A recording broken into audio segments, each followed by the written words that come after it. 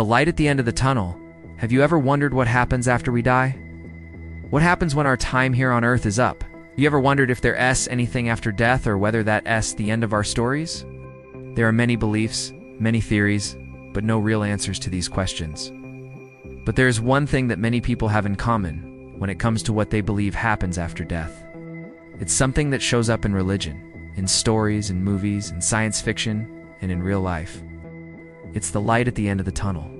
It's been reported by countless people who have had near-death experiences, many describing a tunnel of some kind, sometimes dark, sometimes white. And at the end of it, a bright, beautiful light. Some say it's welcoming them, calling them closer. Others say they were afraid of it, pushing it away, wanting to stay where they were. And still others say they were drawn to it, couldn't look away, had to move toward it. And then when they came out of it, when they woke up from their NDE, they realized they felt different, changed, enlightened even. They say they saw things differently. Life seemed more precious, more vibrant, more alive than it ever had before. So what is this light? Is it really heaven? Is it the realm of the dead? Is it the underworld? Is it a portal to another world? Is it God? Is it a being of pure energy? Is it just the brain shutting down, the neurons firing one last time before going dark? Or is it something else entirely? Welcome or not, most everyone seems to agree there is a light and it draws us in. What happens when we walk into that light? Do we come back? When someone has an NDE, they often go under cardiac arrest first. Their heart stops beating and they suffocate for a moment before reviving. This lack of oxygen to the brain can cause all sorts of strange things to happen, so it makes sense that the first part of an NDE might be disorienting. Many people talk about seeing a tunnel of light, but that may not actually be what's happening. Instead, it could be that those who experience these moments are actually looking at the ceiling of whatever room they were in, but they see it at an angle.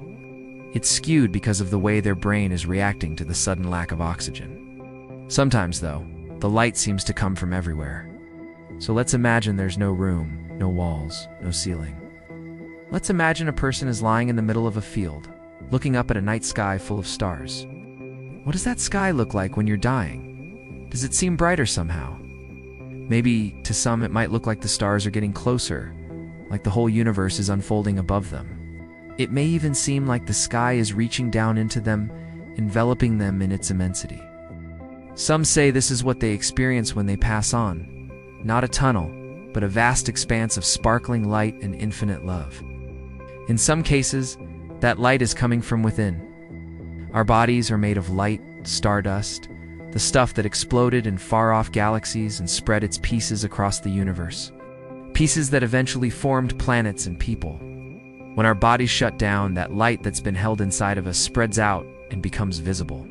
The light that was contained in our cells is released and streams out, joining the light of the stars and becoming one with the energy of the universe. Some say that when we die, we become energy again, like the universe itself, and that light is what's left behind when we go. But what happens to that light when it reaches the end of the tunnel? The tunnel is really just a representation of the darkness that follows when our hearts stop beating. Then there's no light at the end. But if the light is really the energy inside of us, then where does it go? In some stories, that light goes to heaven. In Christian faith, it's believed that when a person dies, their soul leaves their body. That soul moves on to meet God, either leaving through the top of the head or rising up from the feet. The afterlife, people are rewarded or punished based on how they live their lives, depending on their faith. Heaven is usually seen as a place of peace, happiness, light, and love, where the righteous spend eternity.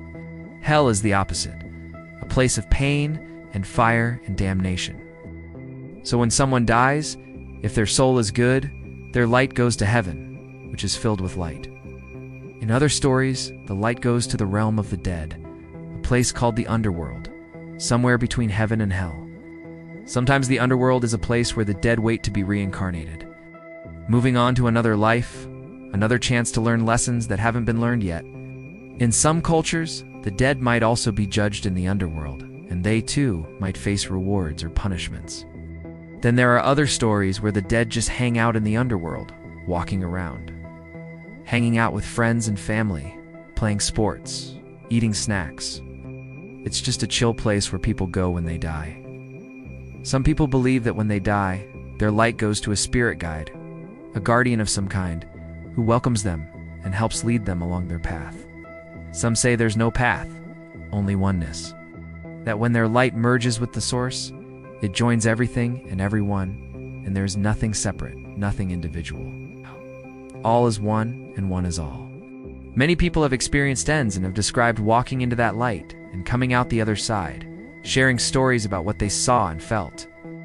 But not everyone comes back. Some lights are one way, and when someone steps into them, they don't come out. When people like Peter Sellers, or John Bon Jovi, or Freddie Mercury walk into the light, they don't come back to tell us about it. We don't know what happens to them on the other side, but we do know that when they died, their lights went somewhere. Somewhere. One of the most famous descriptions of the light at the end of the tunnel comes from Raymond Moody, who wrote The Light at the End of the Tunnel, Bringing Life to Near-Death Experiences. He says when you reach the end of the tunnel, there are two paths. One leading to a beautiful garden, and the other to a horrible and terrifying place. You can choose which path you want to take. Now, this is where it gets weird. He says that the majority of the people he interviewed said they took the bad path first. The path that led to hell, and then turned around and headed back, choosing instead to come back to life. But he says that every once in a while, someone will describe taking the good path, the one that leads to heaven, and never coming back. Those who return from the light often talk about things they see and feel. They report memories flooding back to them, memories of their childhood, of their parents, of their first pets, their first loves. They remember everything they've ever known and felt and seen and heard. Everything comes rushing back. Some people also report feeling unconditional love wash over them, a feeling of total acceptance and peace. It feels like everything they've ever done, everything they've ever been, everything they've ever hoped for or dreamed of is exactly as it should have been. There are no regrets, only understanding. When those who have walked into the light and come back are asked what it looked like, they often struggle to explain. It wasn't like any light they'd ever seen before, they say. It was brighter, more brilliant, more beautiful. It called to them, welcomed them, beckoned them closer. Most of all, it was peaceful. When they talk about it, they seem to glow. For those who choose to go back, who decide to stay in the land of the living rather than move on to the great beyond, they often wake up changed, forever marked by what they've seen and felt. Sometimes they carry that peace with them, that sense of unconditional love, trying to share it with others, spreading it around like sunshine. Other times, they carry a sadness, a longing for what they saw, a desire to get back to the light. For those who have experienced the light at the end of the tunnel, walking through it, and coming back to the land of the living, it's a wonder they ever leave. For those who walk through and don't come back, well, we can only wonder why they left. What do you think? Have you ever seen the light? Have you ever walked through it? Do you want to? Would you choose to go back? Leave your thoughts below. Thanks for watching. You know how we're all really curious about what happens after death? It's one of the big existential questions that humanity has been pondering for centuries. What happens when we die? Do we go to heaven or hell? Is there reincarnation? Or is there nothing? An eternal void of nothingness. Some people believe that there is something known as the life review, also called the cosmic judgment, which takes place immediately after death. So let's talk about it. First, let's take a look at what the life review actually is. According to those who have experienced it, the life review is a panoramic review of every moment of one's life. In this review, the person sees their life from start to finish, including everything they have done, said, and thought. And the most shocking part of it all is that the person experiencing the life review sees it from the perspective of everyone else involved, not just their own perspective. This means that the person gets to see how their actions have affected others, both positively and negatively. And this can be both a humbling and terrifying experience. But why does this happen? Well, there are a few different theories. Some believe that the life review is a necessary part of the transition process between life and death. It's like a final exam, if you will, that must be passed in order to move on to the next stage. Others believe that the life review is a judgment of sorts, where the person is judged for their actions while alive and then sent to whatever they believe is their final destination. Heaven, hell, or otherwise. Still others believe that the life review is simply an opportunity for the person to learn from their mistakes and improve themselves before moving on.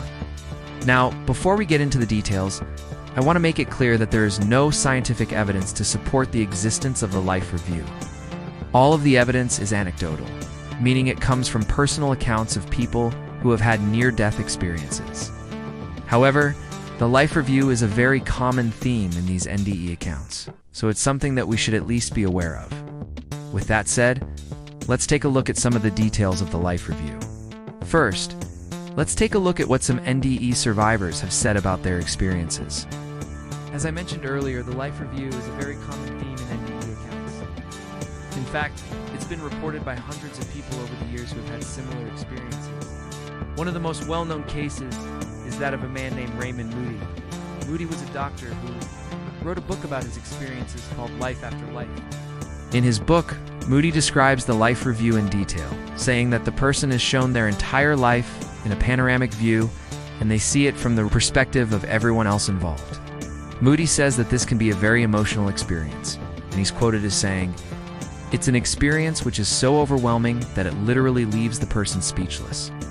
Another well-known case is that of a woman named Pam Reynolds. Reynolds underwent brain surgery in 1993, and during the surgery, she went into a coma. While she was in the coma, she had an NDE, and she later described the experience in detail. Reynolds said that she saw her entire life flash before her eyes, and she was able to see things from other people's perspectives. She said that she felt as though she was being judged, and she was very scared. However, she was ultimately given a second chance, and was able to wake up from the coma. So what does this all mean?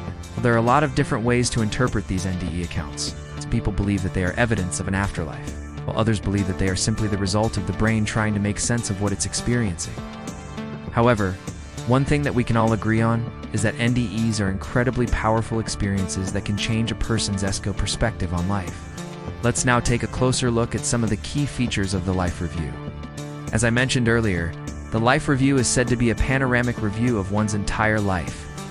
This means that the person is able to see everything they have done, said, and thought, and they see it from the perspective of everyone else involved. This can be a very humbling experience, as the person is able to see how their actions have affected others. It can also be a very emotional experience, as the person may feel guilt, shame, or regret for their actions. However, it can also be a very liberating experience, as the person is able to see the good that they have done in their life, as well as the bad. Ultimately, the life review is a time for the person to reflect on their life and to learn from their mistakes. Now, one of the most interesting aspects of the life review is that it is said to take place immediately after death. This means that the person does not need to wait until they get to heaven or hell to be judged. Instead, the judgment takes place as soon as the person dies. This can be seen as a positive thing, as it means that the person is given the opportunity to learn from their mistakes. While they are still alive, however, it can also be seen as a negative thing, as it means that the person is constantly being judged and evaluated. Finally, let's take a look at some of the potential outcomes of the life review. According to some beliefs, the life review is simply a review. It's not a judgment, and the person is not sent to heaven or hell based on their actions. Instead, the person is given the opportunity to improve themselves and to learn from their mistakes. However, other beliefs say that the life review is a judgment of sorts, and the person is sent to heaven or hell based on their actions. Now, I want to make it clear that I am not trying to convert anyone to any particular belief system. I am simply sharing information about the life review and letting you draw your own conclusions. Ultimately, what you believe about the life review is up to you. There is no right or wrong answer. That said, I think it's important to be aware of the life review and what it entails. If it is real, then it means that we are constantly being judged and evaluated, and this can be a very motivating thing. It means that we should try to be good and do good things, because we will be held accountable for our actions. On the other hand, if the life review is not real, then it means that we are free to do whatever we want. We are not accountable to anyone, and we can do whatever we want without fear of punishment. In conclusion, the life review is a fascinating topic that has been pondered by humans for centuries. While there is no scientific evidence to support its existence, there are many NDE accounts that describe similar experiences. Whether or not we believe in the life review it is an interesting concept to think about. It makes us reflect on our own lives and the impact that we have had on others. It also makes us think about what happens after death and whether or not we are held accountable for our actions. If you enjoyed this video, please hit the like button and share it with your friends. I would love to hear your thoughts on the life review. Do you believe in it? Have you ever experienced it? Let me know in the comments below. Thank you for watching.